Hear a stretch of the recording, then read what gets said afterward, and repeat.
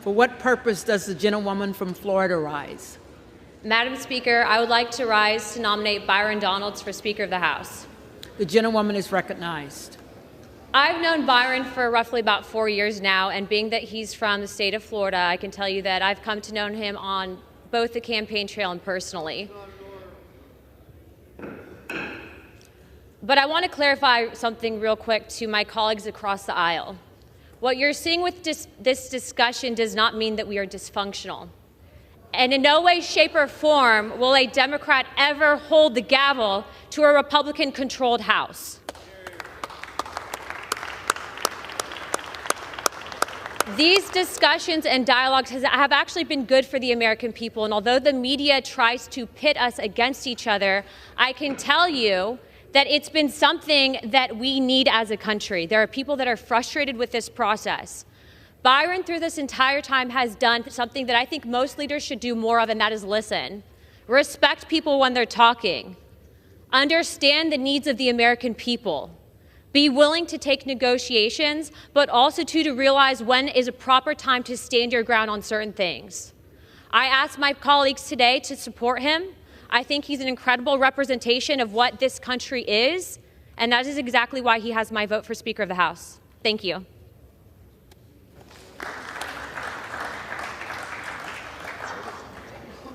Amendment number 28, printed in Part B of House Report number 118-30, offered by Mrs. Luna of Florida.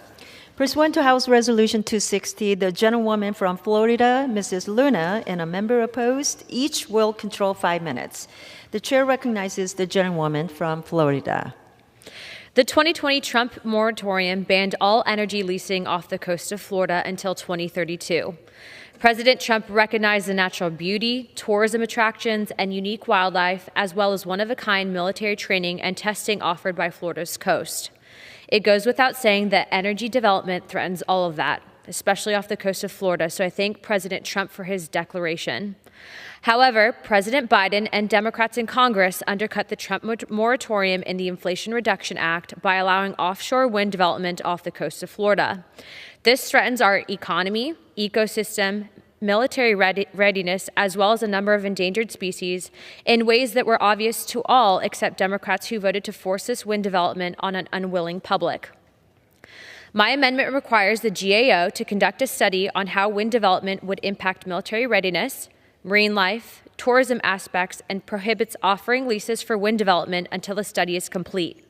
I have confidence that this study conducted by our government experts will show what President Trump so easily understood, that wind is bad for Florida. My Florida Republican colleagues and I are committed to ensuring that no wind turbines will ever be placed off the coast of Florida. We will work with our colleagues on the Appropriations Committee to block funding for this kind of development, and we will repeal the section of the Inflation Reduction Act that my Democrat colleagues voted for that want to build windmills on our beaches. These very ugly and ineffective turbines pose untold dangers to Florida's thriving marine life and our precious natural resources. Wind turbines also threaten our nation's military readiness by interfering with radar detection, which can result in a complete loss of detection capabilities, according to the FAA and DoD report to Congress in 2016. In my district, turbines are harmful for an already endangered species in the area, and there is not to mention the untold effects of turbines that will be had on the tourism economy. People travel from all around the world to our pristine beaches not to see windmills. I want to thank Chairman Westerman and Whip Emmer for working with the Florida delegation on this amendment. And on behalf of one of the biggest delegations in the country, I urge my colleagues to support this amendment and protect Florida from Joe Biden's windmill fantasy.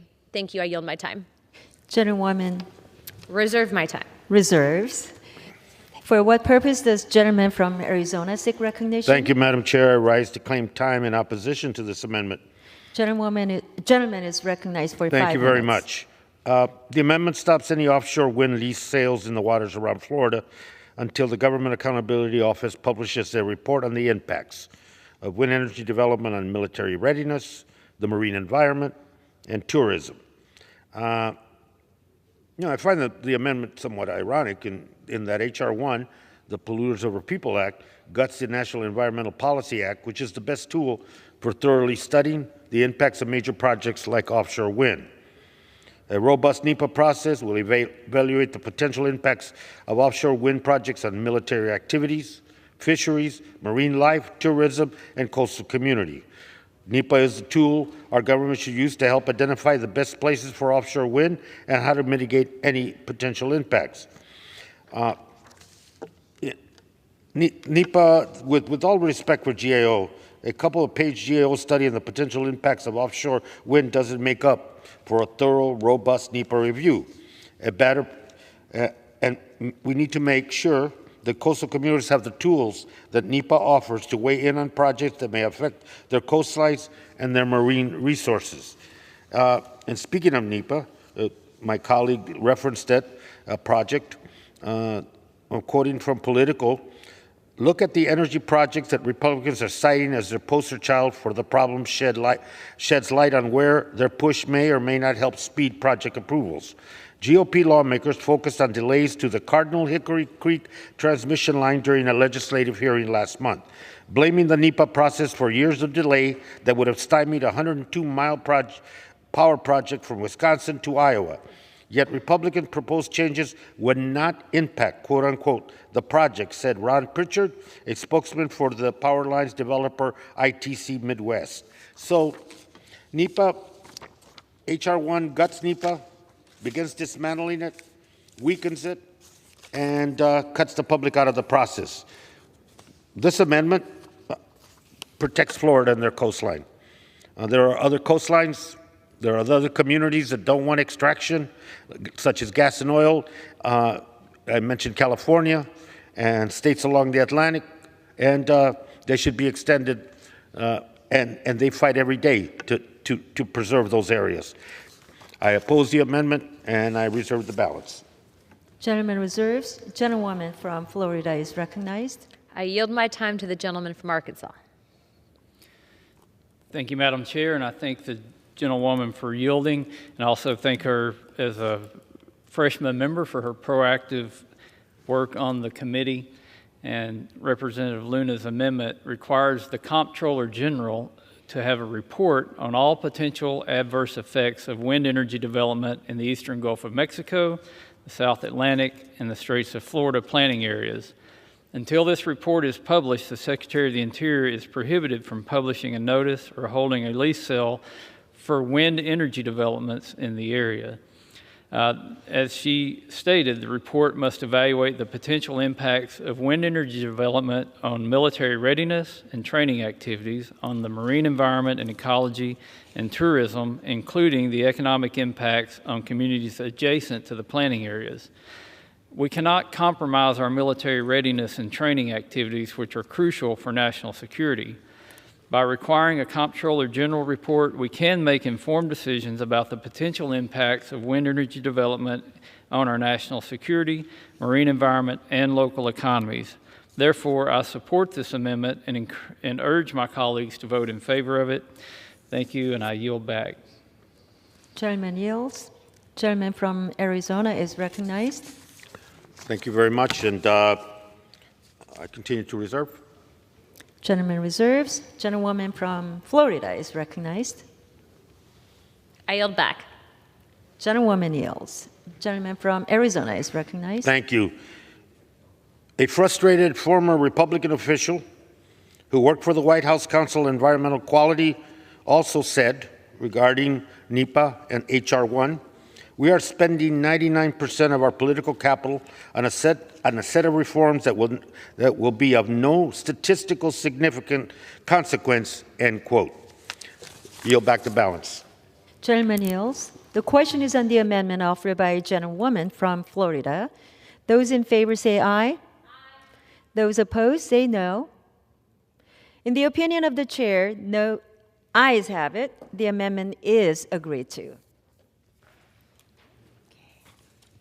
It is now in order to consider amendment number 29, printed in Part B of House Report 118-30. For what purpose does the gentlewoman from Florida seek recognition? Madam Chair, I have an amendment at the desk. The clerk will designate the amendment. Amendment number 29, printed in Part B of House Report number 118-30, offered by Mrs. Luna of Florida. Pursuant to House Resolution 260, the gentlewoman from Florida, Mrs. Luna, and a member opposed, each will control 5 minutes. The chair recognizes the gentlewoman from Florida. Major components of wind infrastructure are imported from our enemies like China. We have seen how poorly President Biden has handled the energy crisis, and to make it worse, he is outsourcing our energy to foreign adversaries. This threatens our national security, throws away American jobs, and increases our dependence on foreign energy. Regardless of the energy source, we need to prioritize our domestic supply chain and support American energy independence. American energy should come from America, not China. U.S. materials, U.S. jobs, U.S. energy independence. I urge my colleagues to support this amendment. Thank you. I reserve my time. Gentlewoman reserves.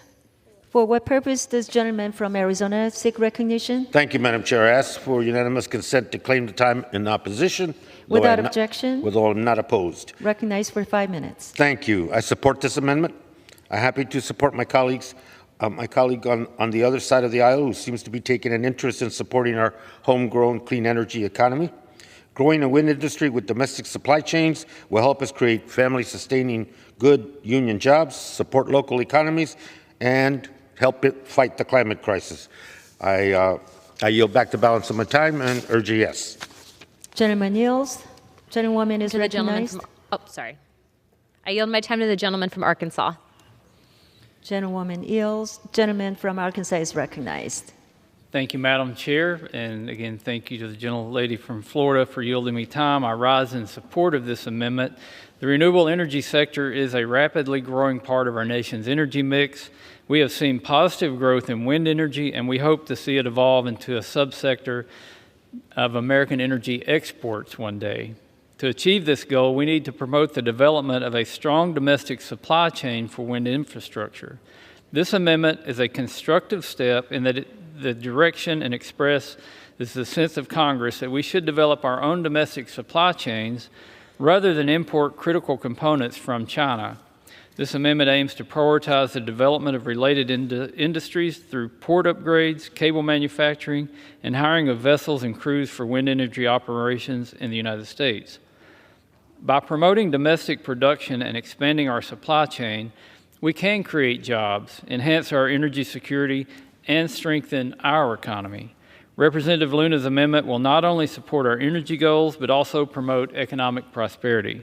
I support this amendment as this policy is a positive step towards the development of a strong and secure domestic supply chain for wind infrastructure. I also encourage my colleagues to support this amendment, and I yield back my time to the gentlelady from Florida. Thank you. Gentlewoman from Florida is recognized. I yield my time. Gentlewoman yields. The question is on the amendment offered by the gentlewoman from Florida. Those in favor say aye. Those opposed say no. In the opinion of the chair, ayes have it, and the amendment is agreed to.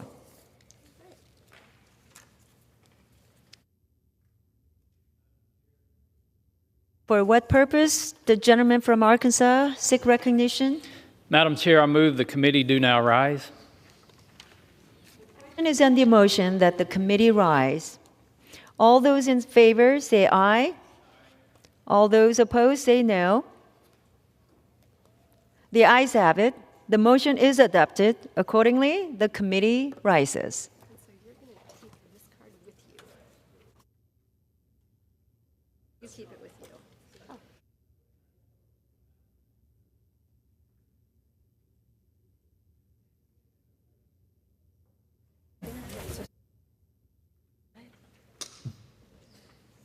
Madam Chair. Madam Speaker, the Committee of the Whole House on the State of the Union, having had under consideration H.R. 1, directs me to report that it has come to no resolution thereon. The chair of the Committee of the Whole House on the State of the Union reports that the committee has under consideration H.R. 1 and has come to no resolution thereon. For what purpose does the gentleman from Arkansas seek recognition? Madam Speaker, I ask unanimous consent that when the House adjourns today, it adjourn to meet at 9 a.m. tomorrow. Without objection, so ordered.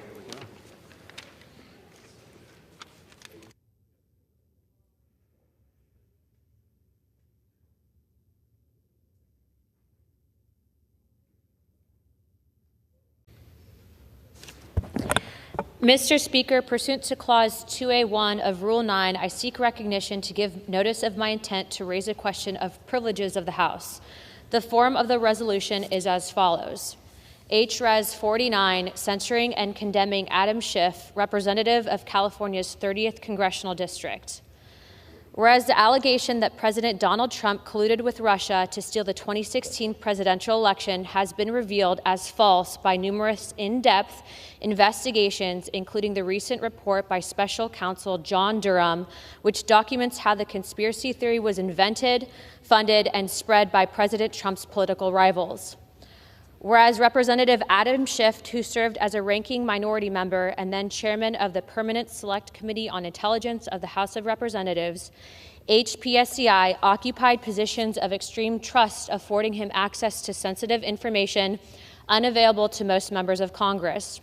Whereas for years, Representative Schiff abused his trust by citing evidence of collusion that, as is clear from reports by Special Counsel Robert Mueller, Department of Justice Inspector General Michael Horowitz, and Special Counsel Durham, does not exist. Whereas by repeatedly telling these falsehoods, Representative Schiff purposely deceived his committee, Congress, and the American people. Whereas Representative Schiff lent credibility to the Steele dossier, a collection of debunked collusion accusations funded by President Trump's political rivals, by reading false Steele allegations into the congressional record at HPSCI hearing on March 20th, 2017. Whereas once again abusing his privileged access to classified information, Representative Schiff composed a false memo justifying the Foreign Intelligence Surveillance Act, FISA warrant application on Trump associate Carter Page, which Inspector General Horowitz later found riddled with 17 major mistakes and omissions, provoking FISA court presiding judge Rosemary Collyer to state unequivocally that the Federal Bureau of Investigation misled the FISC. Whereas by publicly smearing Carter Page as a Russian collaborator and justifying spurious investigations of him, Representative Schiff contributed to the gross violations of a United States citizen's civil liberties, thereby committing the very abuses the HPSCI is tasked with identifying and thwarting. Whereas HPSCI ranking minority member and chairman Representative Schiff behaved dishonestly and dishonorably on many other occasions, including by falsely denying that his staff coordinated with a whistleblower to launch the first impeachment of President Trump. Whereas part of his impeachment efforts during an HPSCI hearing on September 26, 2019, Representative Schiff recited a false concocted rendition of a phone call between President Trump and Ukrainian President Volodymyr Zelensky. Whereas Representative Schiff exploited his position on HPSCI to encourage and excuse abusive intelligence investigations of Americans for political purposes. Whereas Representative Schiff used his position and access to sensitive information to instigate a fraudulently based investigation, which then he used to amass political gain and fundraising dollars. Whereas the American taxpayers paid $32 million to fund the investigation into collusion that was launched as a result of Representative Schiff's lies, misrepresentations, and abuses of sensitive information. And whereas it is determined by an investigation conducted by the Committee on Ethics that Representative Schiff lied, made representations, and abused sensitive information, he should be fined the amount of $16 million. Now, therefore, be it resolved that the House of Representatives censures and condemns Adam Schiff, representative of California's 30th Congressional District, for conduct that misleads the American people in a way that is not befitting of an elected member of the House of Representatives. Representative Adam Schiff will forthwith present himself to the well of the House of Representatives for the pronouncement of censure. Representative Schiff will then be censured with a public reading of this resolution by the Speaker, and the Committee on Ethics shall conduct an investigation into Representative Adam Schiff's lies, misrepresentations, and abuses of sensitive information. Under Rule 9, a resolution offered from the floor by a member other than the Majority Leader or the Minority Leader as a question of the privileges of the House has immediate precedence only at a time designated by the Chair within 2 legislative days after the resolution is properly noticed. Pending that designation, the form of the resolution noticed by the gentlewoman from Florida will appear in the record at this point. The chair will not at this point determine whether the resolution constitutes a question of privilege. That determination will be made at the time designated for consideration of the resolution. Does the gentleman from Missouri seek recognition?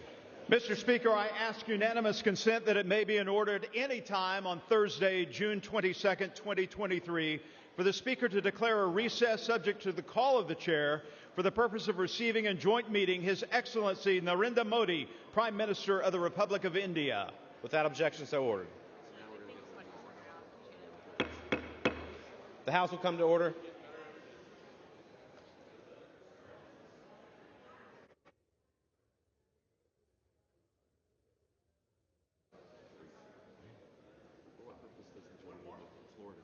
For what purpose does the gentlewoman from Florida seek recognition? Mr. Speaker, pursuant to Clause 2A1 of Rule 9, I seek recognition to give notice of my intent to raise a question of privileges of the House. The form of the resolution is as follows. H. Res. 521, censuring Adam Schiff, representative of the 30th Congressional District of California. The gentlelady will continue. H. Res. 521, censuring Adam Schiff, representative of the 30th Congressional District of California. Whereas the allegation that President Donald Trump colluded with Russia to interfere in the 2016 presidential election has been revealed as false by numerous in-depth investigations, including the recent report by Special Counsel John Durham, which documents how the conspiracy theory was invented, funded, and spread by President Trump's political rivals. Whereas Representative Adam Schiff, who served as ranking minority member and then chairman of the Permanent Select Committee on Intelligence of the House of Representatives, the Intelligence Committee, occupied positions of extreme trust, affording him access to sensitive intelligence unavailable to most members of Congress. Whereas for years, Representative Schiff abused this trust by alleging that he had evidence of collusion that, as is clear from reports by Special Counsel Robert Mueller, Department of Justice Inspector General Michael Horowitz, and Special Counsel Durham, never existed. Whereas for years, Representative Schiff has spread false accusations that the Trump campaign colluded with Russia. Whereas on March 20th, 2017, Representative Schiff perpetuated false allegations from the Steele dossier accusing numerous Trump associates of colluding with Russia into the congressional record. Where once again abusing his privileged access to classified information, Representative Schiff released a memo justifying the accuracy of the Foreign Intelligence Surveillance Act FISA warrant application on Trump associate Carter Page, of which was later found by Inspector General Horowitz to have 17 major mistakes and omissions, providing FISA Court Presiding Judge Rosemary Collier to state unequivocally that the Federal Bureau of Investigation misled the FISC. Whereas ranking minority member and chairman of the Intelligence Committee, Representative Schiff behaved dishonestly and dishonorably on many other occasions, including by publicly falsely denying that his staff communicated with the whistleblower to launch the first impeachment of President Trump. Whereas part of his impeachment efforts during a hearing on September 26, 2019, Representative Schiff misled the public by reading a false retelling of a phone call between President Trump and Ukrainian President Volodymyr Zelensky. Whereas March 28, 2019, every Republican member of the Intelligence Committee signed a letter calling for Representative Schiff's immediate resignation as chairman. Whereas Representative Schiff hindered the ability of the Intelligence Committee to fulfill its oversight responsibilities over the intelligence community, an indispensable pillar of our national security. And whereas these actions of Representative Schiff misled the American people and brought disrepute upon the House of Representatives, now therefore be resolved that the House of Representatives censures Adam Schiff, representative of the 30th Congressional District of California, for misleading the American people and for conduct unbecoming of an elected member of the House of Representatives. Representative Schiff shall forthwith present himself to the well of the House of Representatives for the pronouncement of censure. Representative Adam Schiff will be censured with the public reading of this resolution by the Speaker, and the Committee on Ethics shall conduct an investigation into Representative Adam Schiff's falsehoods, misrepresentations, and abuse of sensitive information. Rule 9, the resolution offered from the floor by a member other than the majority leader or minority leader as a question of the privileges of the House. From Florida, Speaker. Mr. Chairman, I rise to offer Amendment 582 as a designee of Mr. Williams of New York. The clerk will designate the amendment. Amendment number 1, printed in House Report number 118-142, offered by Mrs. Luna of Florida. Pursuant to House Resolution 583, the gentlewoman from Florida, Ms. Luna, and a member opposed, each will control 5 minutes. The chair recognizes the gentlewoman from Florida. To protect American interests, safety, and intellectual property, this amendment will end the corrupt practice of sending taxpayer dollars to the Chinese Communist Party. Our hard-earned money is going to Chinese research, infrastructure, education, and these are the only destinations that we currently know about.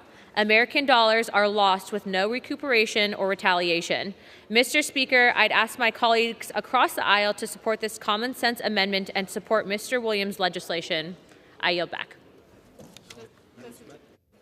Does the gentlelady yield back? Reserve. The gentlewoman reserves. And for what purpose does the gentlewoman from California seek recognition? I'm claiming the time. Claiming the time in opposition. The gentlewoman is recognized for 5 minutes. Thank you, Madam Speaker. I yield myself as much time as I may consume. I oppose this broad, reactionary, and irresponsible amendment because it would harm U.S. interests and undermine scientific progress for the American people and the world. There is no question that the PRC poses real challenges to the United States and that it is engaged in technological and economic competition with us. We know that the PRC is engaged in harmful research to boost its military, that it engages in technology and IP theft. These challenges worth tackling, and the Biden administration and Congress have taken steps to protect ourselves against these activities in effective and responsible ways. This amendment, however, goes entirely too far. When a careful and scalpel-like approach is needed to ensure we are not contributing to China's military or providing China with advanced and sensitive technology and know-how, this amendment uses a guillotine to cut off support for any form of research collaboration between the United States and China. As drafted, this amendment would prevent any U.S. funding of, contracting with, or partnership with any individual or entity connected to the PRC government. Let's be clear about what that would mean. That would prohibit collaboration with all the major public universities in China, endangering academic collaboration and research partnerships between U.S. and Chinese institutions. We should be worried about AI and supercomputing. But this amendment would cut off collaboration on completely harmless and often very beneficial social science research on things such as poverty reduction and economic development. This amendment would make it harder for American academics and researchers to partner with the Chinese people, many of them who may not have any love for the CCP and would benefit from talking directly to and working with an American and learning about the freedoms and values that Americans enjoy. More critically, this amendment would cut off collaboration on medical research that could literally save lives of Americans and people around the world. Let me give you one example. Right now, doctors and researchers at the Memorial Sloan Kettering Cancer Center in New York are collaborating with the Chinese Thoracic Oncology Group to conduct shared clinical trials in hospitals in the United States and China to develop modern cancer drugs. We need to make sure this research collaboration happens in a safe and secure way. But why would we prohibit it? Why would we not want to work together to find a cure for cancer?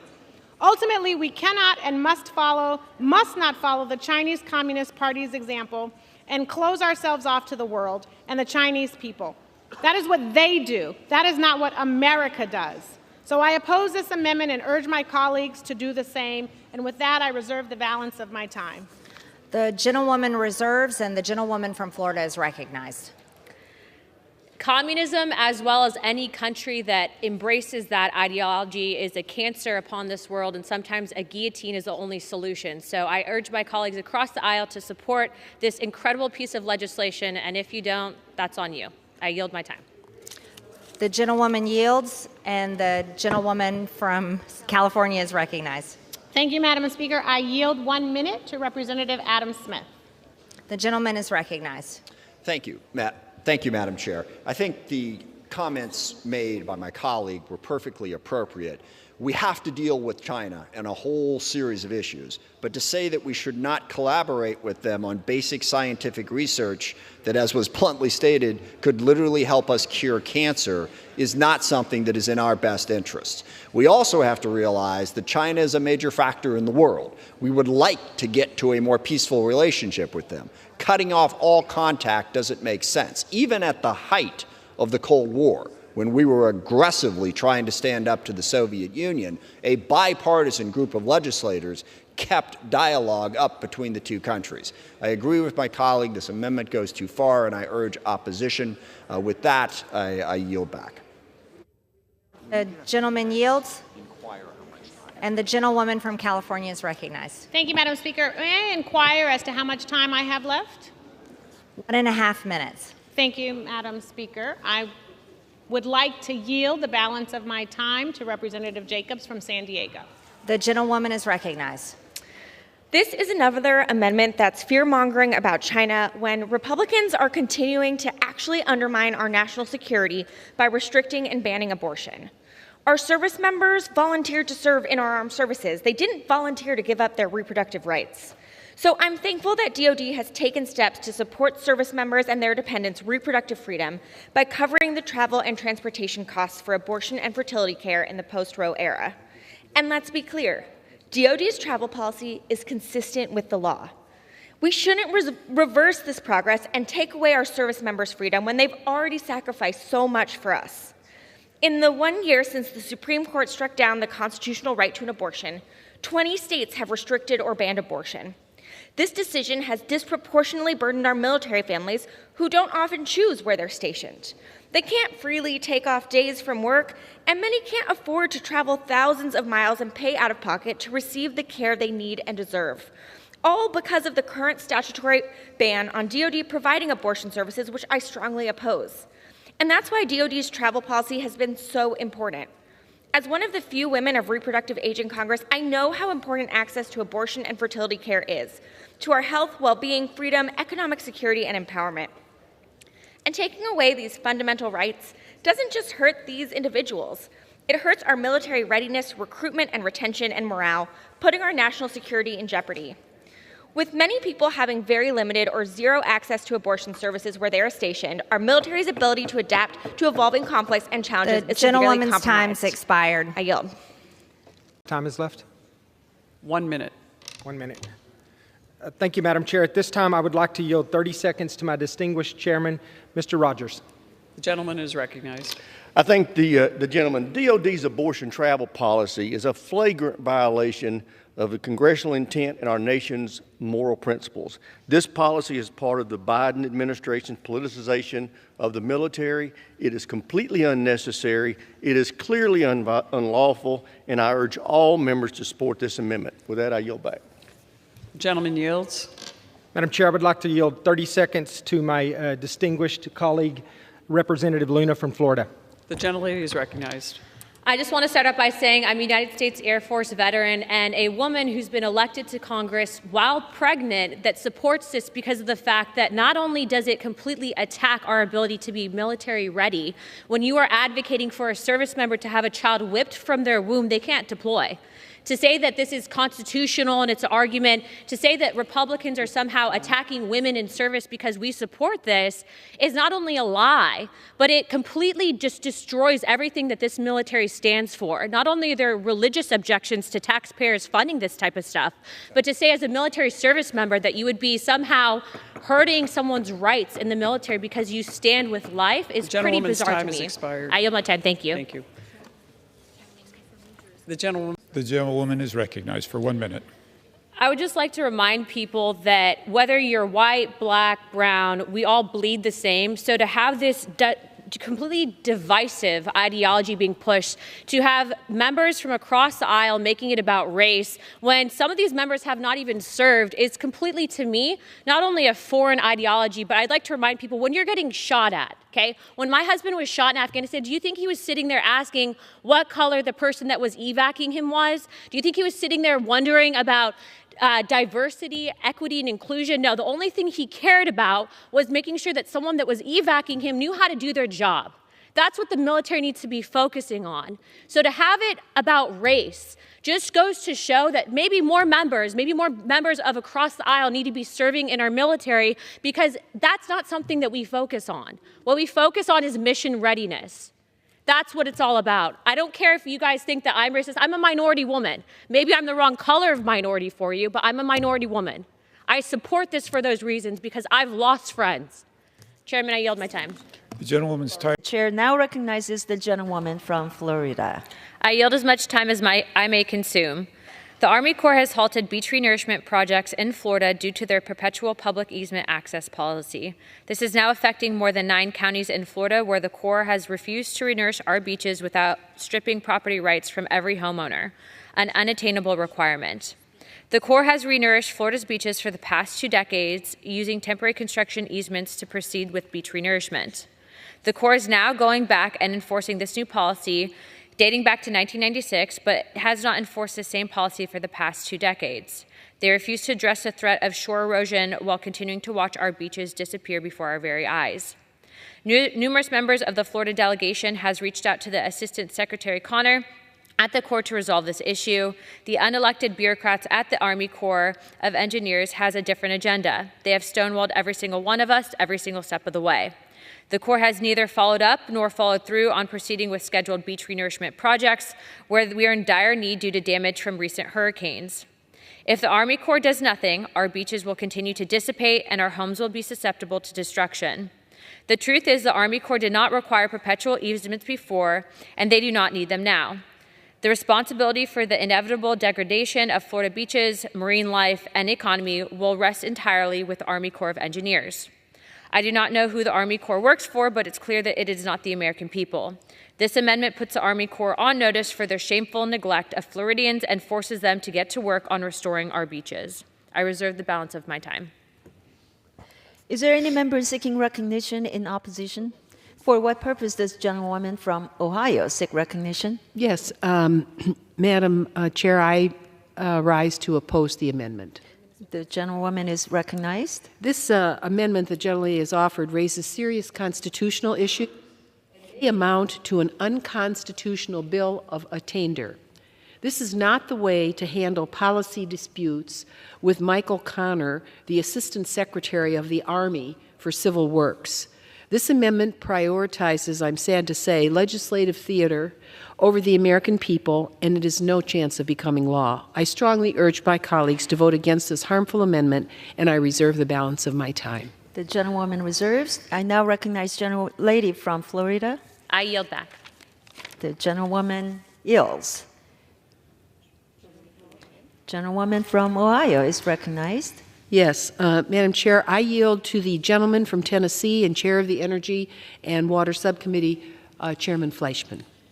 The gentleman is recognized. Madam Chair, thank you to the ranking member. Thank you for yielding. While I can completely understand the frustrations many of my colleagues may experience in some of their dealings with some of the aspects and personnel in the executive branch, respectfully, I think reducing the salaries to $1 is not likely to solve the problem. In fact, it may create even more problems in a challenging environment.